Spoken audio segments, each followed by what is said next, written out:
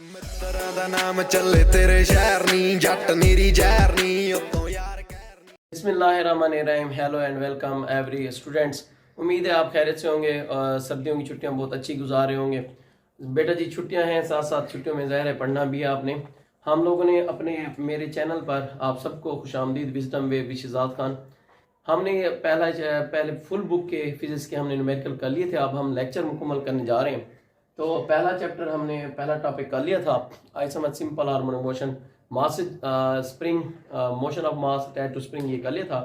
आज हम उसका दूसरा लेक्चर करने जा रहे हैं, motion of ball in bowl system. हमने साबित करना है कि बॉल इन बाउल ये भी सिंपल हार्मोनिक मोशन में शामिल है। बॉल का मतलब क्या होता है बेटा जी? गेंद। और बाउल का मतलब क्या होता है? प्याला।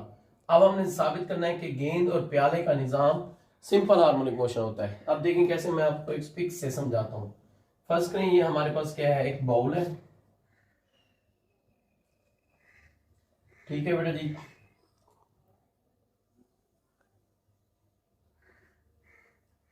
इस बाउल के अंदर हमने क्या करना है? एक यानी कि क्या है, बॉल को रखते हैं। फर्स्ट करें, ये बॉल है जिसका मास m है। इसको हमने क्या है, ओरिजिनल पोजीशन किस पर रखा हुआ है? O पर रखा हुआ है। और इस हालत में यहाँ पर ये रेस्ट में है, रेस्ट में है, इसलिए x बराबर क्या हो जाएगा? 0 हो जाएगा। हम इस बॉल को पकड़ के एक एक्सटर्नल फोर्स लगाते हैं और यहाँ पर कहाँ पर लेकर जाते हैं? सपोज हम इसे एक मकाम A पर ले जाते हैं। ये बॉल आप फर्स्ट करें यहाँ पर आ गया, ये मकाम क्या था हमारे पास? A। और ऐसा करने के लिए इसने क्या किया है? x डिस्प्लेसमेंट कवर किया है, ठीक है। और जैसे हमने यहाँ पर एक्सटर्नल फोर्स यहाँ तक ऐसे इस तरफ हमने रखी हुई थी एक्सटर्नल फोर्स, जैसे हम इसको छोड़ेंगे, रिलीज करेंगे ड्यू टू वेट, इसका वेट कहाँ अमल करेगा? ये देखें, इसका वेट यहाँ से यूं दरमियान से अमल करेगा, W = mg। अगर ये वाला लाइन हम खींच लें तो दोबारा अगेन ये क्या होगा? थीटा। थीटे के सामने वाला कंपोनेंट अमूदी कंपोनेंट है। अगर ये फोर्स है वेट की mg, तो उसका ये वाला कंपोनेंट क्या कहलाएगा? अमूदी component mg sin theta. Again mg sin theta act करेगा as a restoring force. What is restoring force? That brings the body to its mean position.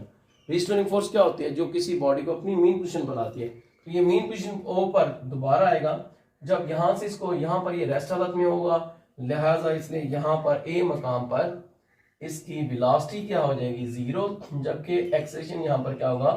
Maximum, क्योंकि इसने O से A पर जाते हुए ज्यादा डिस्प्लेसमेंट कवर किया है। क्योंकि अगर हम यूं देखें, अगर यहाँ से देखकर यहाँ पर देखें तो इसने खास हाइट कवर की है। और energy of a body due to position, तो ए मकाम पर इसकी potential energy of a body due to position क्या कहलाती है? Potential energy. यहाँ पर ये क्या हो जाएगी? Maximum mx। क्योंकि इसकी वेलोसिटी 0 थी, इसलिए यहाँ पर इसकी काइनेटिक एनर्जी क्या हो जाएगी? 0। एक किस्म की एनर्जी में अगर कमी है तो दूसरी किस्म में क्या है? इजाफा है। लेकिन टोटल एनर्जी यहाँ पर क्या होगी? कांस्टेंट, ठीक है जी। आई समझ मुस्तकिल रही। अब आप देख लें, जैसा ही हम इसको मैं एक्सटर्नल फोर्स छोड़ता हूं तो रिस्टोरिंग फोर्स अमल करेगी। वो कौन सी अमल करेगी? mg sin थीटा, जिसकी वजह से स्पीड से आएगा O पर। जब O पर आएगा तो इस पर क्या चीज लागू हो जाएगी? इनर्शिया। ये यहाँ पर रुक नहीं सकेगा। और क्योंकि इनर्शिया की जिस्म की वो खासियत है जिसकी वजह से कोई जिस्म अपनी रेस्ट हालत या यूनिफॉर्म मोशन की हालत में तब्दीली के खिलाफ क्या करता है? मुज़ाहमत। अब ये मोशन में आ गया तो O पर ये आकर ये कहेगा मैं रुकूंगा नहीं, मैं मोशन में हूं, मोशन में रहूंगा। तो रुकेगा नहीं, यहाँ पर नहीं रुकेगा, जिसकी वजह से ये बॉडी कहाँ पर? O से हरकत करते हुए एक नए मकाम यानी x डिस्प्लेसमेंट कवर करते हुए कहाँ पर चला जाएगा? B पर।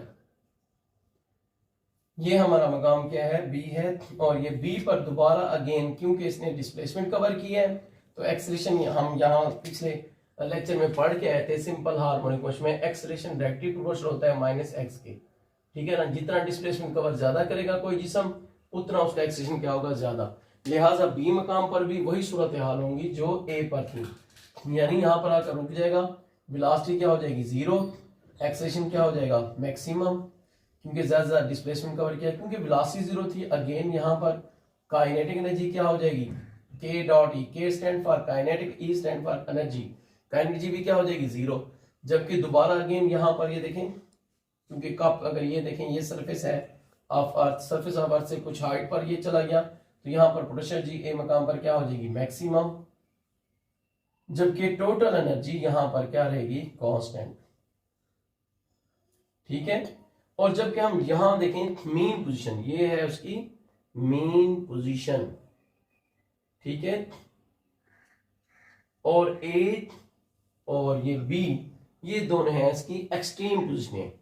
तो एक्सट्रीम पोजीशनिंग कौन सी थी, यहां पर लिख लेते हैं। एक्सट्रीम पोजीशंस वो कौन कौन सी हैं, वो हैं जी A and B. On both points, दोनों पॉइंट्स पर हम अगेन दोबारा लिख लेते हैं। वेलोसिटी इज इक्वल टू 0 है, वेलोसिटी 0 होने की वजह से क्योंकि कोई मोशन नहीं है, काइनेटिक एनर्जी भी क्या हो जाएगी 0। जबकि यहाँ पर हाइट थी, पोटेंशियल जी यहाँ पर क्या थी मैक्सिमम, और x बराबर x नॉट यानी एम्पलीट्यूड मैक्सिमम डिस्टेंस था, जिसकी वजह से एक्सेलेरेशन भी क्या था मैक्सिमम, ये दोनों। जबकि टोटल एनर्जी किसी भी पॉइंट पर क्या रहेगी मुस्तकिल कांस्टेंट, जिसको हम कह सकते हैं इस तरह से कि लॉ ऑफ कंजर्वेशन एनर्जी के मुताबिक है सिंपल हार्मोनिक मोशन। जबकि ये मीन पोजीशन थी, ओ मीन पोजीशन पर क्योंकि x बराबर 0 है, हेंस हमने यहाँ पर क्या कर रहे हैं एक्सेलरेशन डायरेक्टली प्रोपोर्शनल है डिस्प्लेसमेंट के। कोई डिस्प्लेसमेंट नहीं है तो एक्सेलरेशन बराबर क्या होगा 0। कोई सरफेस ऑफ अर्थ से कोई हाइट नहीं है, पोटेंशियल एनर्जी क्या हो जाएगी 0। जबकि यहाँ पर वेलोसिटी मैक्सिमम थी, वेलोसिटी मैक्सिमम होने की वजह से यहाँ पर रुक नहीं सका था इनर्शिया। अब वेलोसिटी मैक्सिमम है तो डेफिनेटली काइनेटिक एनर्जी जो energy of a body due to motion है वो भी क्या होगी मैक्सिमम। लेकिन टोटल एनर्जी यहाँ पर भी क्या रहेगी कांस्टेंट। तो हम कह सकते हैं one form of energy can change into another form of energy but total amount of energy remains constant and this law is क्या called as law of conservation of energy. अब हमने क्या देखा, हमने अब देखा कि बॉडी को हम ओ से कहां पर लेकर गए ए पर, ए से कहां पर आया ओ पर, इनर्शिया लागू हुआ, ओ से कहां चला गया बी पर, और बी से कहां आया ए पर, ये ओ पर। तो हम देख रहे हैं ये इक्वल इंटरवल ऑफ टाइम में अपनी मोशन को रिपीट कर रहे हैं, और एक ऐसी मोशन जो अपने आप को यकसम वक्फे बाद रिपीट करे, a motion which repeats itself in equal interval of time is called simple harmonic motion। तो ये बॉल एंड बॉल सिस्टम जो है वो क्या है, ये एग्जांपल है सिंपल हार्मोनिक मोशन।